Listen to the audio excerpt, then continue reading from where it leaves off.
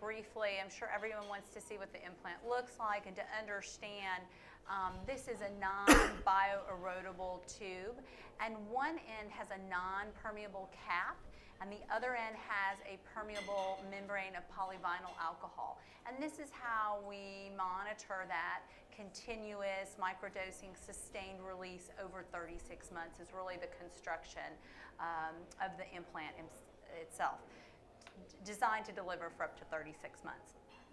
So this is a slide which shows in actual human eyes the aqueous levels of the drug in the eye, and you can see that the concentration is maintaining at a consistent level up until about 36 months. So the indication is for diabetic macular edema. You all know this. And then, of course, the well-discussed patients who've previously been treated with a course of corticosteroids. That does not, the FDA does not determine if that needs to be an intravitreal injection or topical. And we can talk about what are some of the standards that people are using and what, in your opinion, is a clinically significant rise in intraocular pressure. That's really up to the physician. So this is interesting because in looking at patients who did have a prior intravitreal injection of a corticosteroid, so triamcinolone, and watching to see who had elevated intraocular pressure and determining from there who would be a good candidate for Iluvien or not. In those patients who had had a prior injection, those needing IOP lowering surgery was 0. So this is how the FDA got this indication on the box was, okay, if we just do a quote-unquote steroid challenge and ferret out who are the steroid responders, we can reduce the rate of incisional surgery to 0. So that's important. This slide is showing just the mean change in time of the central foveal thickness. And of course, over the time frame, the central foveal thickness is decreasing, which is what we want. But what's kind of important to see is in this little inset, it doesn't happen immediately. You shouldn't expect a dramatic response at month 1 when you're bringing them back maybe for their pressure check. But this can take several months for the OCT to start to dry out, for vision to improve. So this might be something that don't consider it a failure if they're not completely dry at month 1.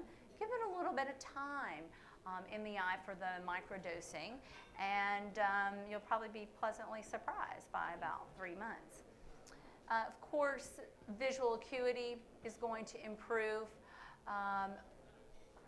That's really our goal. However, just like the central foveal thickness, that can take several months before the vision is improving. So we do tell patients, be patient. This isn't a very quick injection, and sometimes we do need to supplement with additional injections over time. And I've had to get used to that too. I, at one point in time, thought I was going to give one Iluvien and that was going to be the end of it.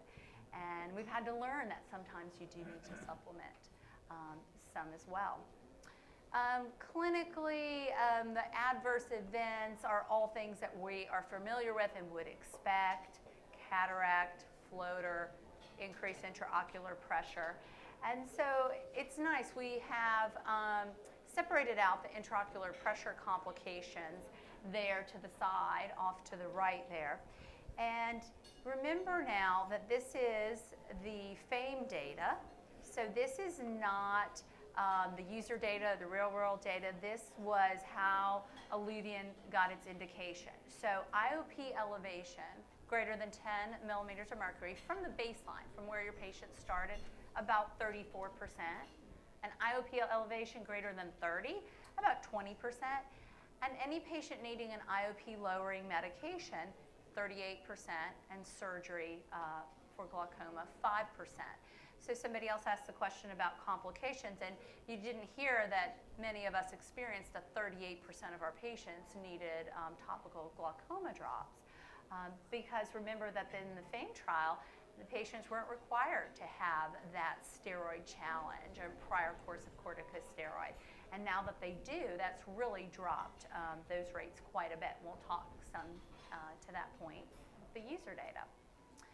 And this is just a rundown of your complications. Cataract, considered an adverse event, about 82% of the patients. And the same IOP complications that we, of course, just discussed.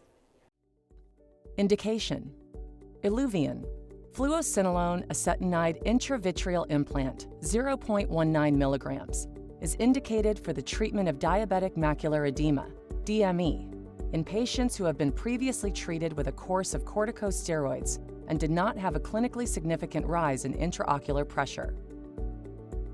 Iluvien is contraindicated in patients with active or suspected ocular or periocular infections, including most viral diseases of the cornea and conjunctiva, including active epithelial herpes simplex keratitis, dendritic keratitis, vaccinia, varicella, mycobacterial infections, and fungal diseases.